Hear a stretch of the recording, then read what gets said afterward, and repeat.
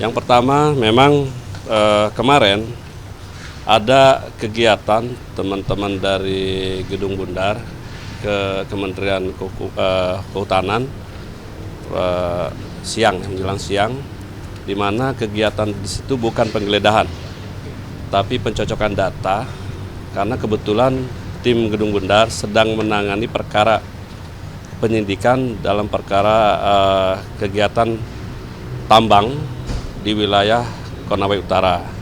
Dan tim penyidik sudah melakukan sebelumnya, ini dimulai dari tahun 2025, dari bulan September.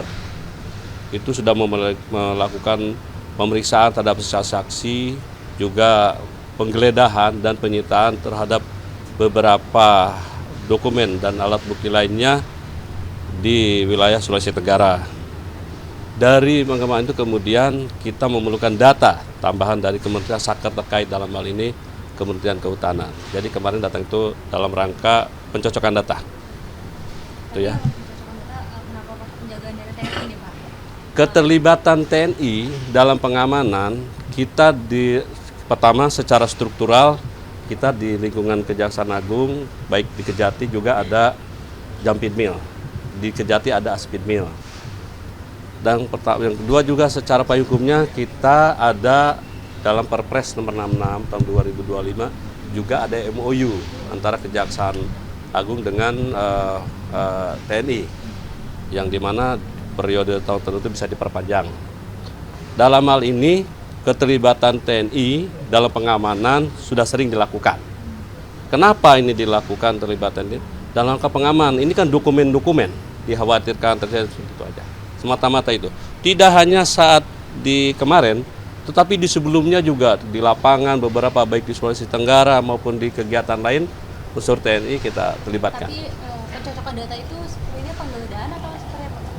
Yang jelas pencocokan data, menyamakan data. Penggeledahan? Enggak. Dan kebetulan juga dari Dirjen Planologi juga mendukung itu dan memberikan data-data yang ini kan proaktif dari penyidik untuk datang ke tempat supaya cepat. Karena ini kan data banyak. Ini seluruh Indonesia, kita pilih mana yang kita butuhkan supaya efektif. Makanya penyidik proaktif datang dan diundang oleh pihak dari kehutanan juga dan diberikan, bahkan nanti kekurangan pun akan diberikan lagi, mensupport. Kan kalau istilah pencocokan data ini kayaknya baru sekarang ya Pak, karena biasanya kan ada dokumen yang diambil dari kementerian lalu dibawa ke Pitsus, lalu dipanggil pihak-pihak Kementerian Kehutanannya untuk dicocokkan atau diklarifikasi itu. Nah ini Pak Kapus juga tadi bilang bahwa itu bentuk proaktif biar itu semua cepat. Apakah memang datanya udah ada dipegang lama dan banyak dari penyidik, lalu harus perlu dicocokkan secara langsung atau gimana sih Pak? Jadi gini kan, kegiatan ini dimulai kan sudah di bulan September. Teman-teman penyidik sudah melakukan pemeriksaan dari saksi-saksi, kemudian juga sudah melakukan penyitaan penggeledahan di beberapa tempat di Sulawesi Tenggara.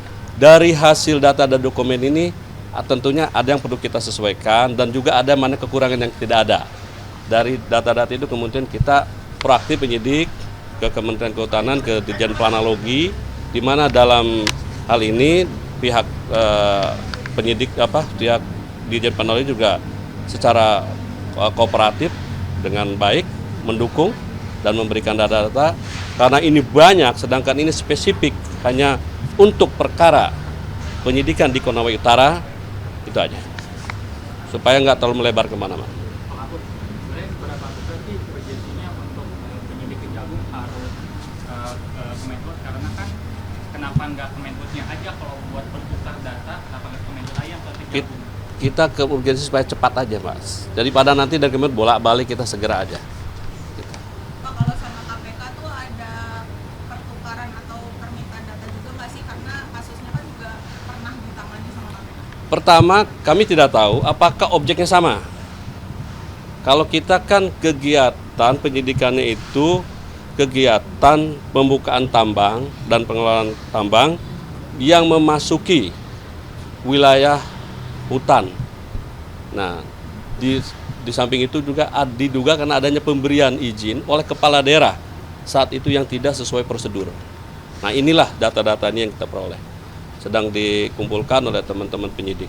Berarti sejauh ini sama KPK tidak Selama ini koordinasi baik. Yang jelas kami juga SPDP pasti sudah dilaporkan kepada KPK.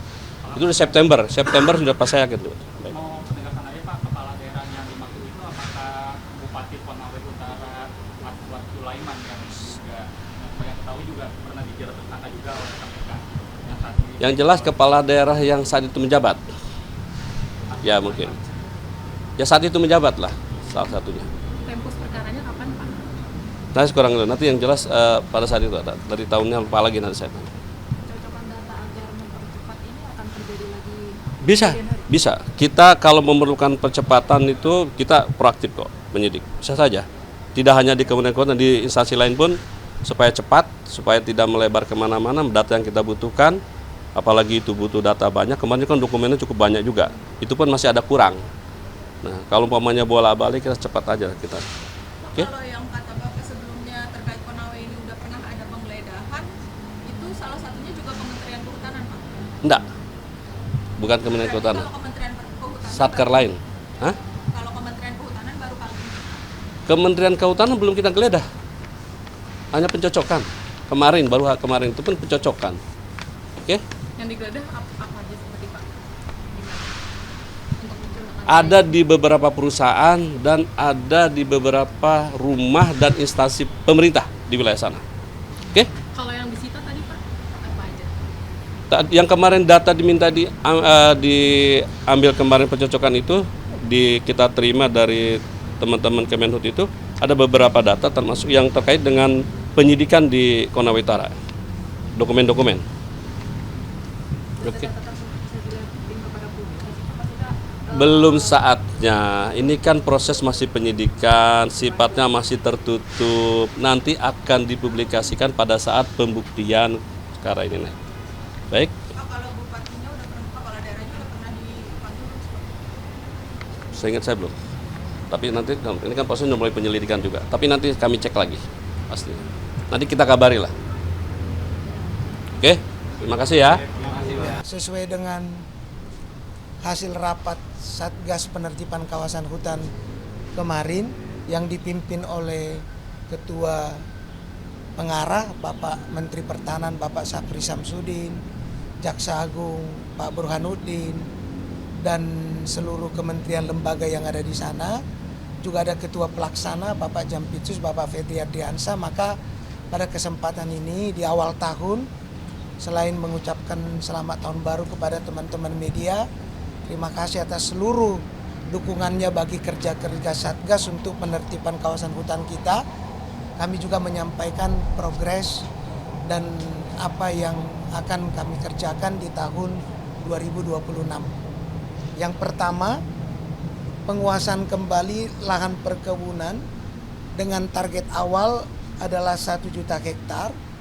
Pada tahun 2025 sampai dengan kemarin, Satgas Penertiban Kawasan Hutan telah mampu melebihi target 4 juta hektar yang terrealisasi atau 400%. Ini adalah satu progres yang cukup signifikan dan kami lihat ini sebagai bentuk dukungan juga baik dari 12 kementerian lembaga yang ada di Satgas yang bekerja dengan sungguh-sungguh, juga dukungan masyarakat.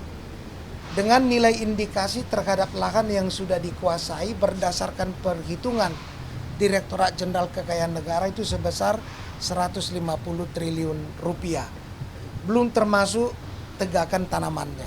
Subscribe, share, like, and comment. Subscribe, share, like, and comment. Subscribe, share, like, and comment. Subscribe, share, like, and comment. Subscribe, share, like, and comment.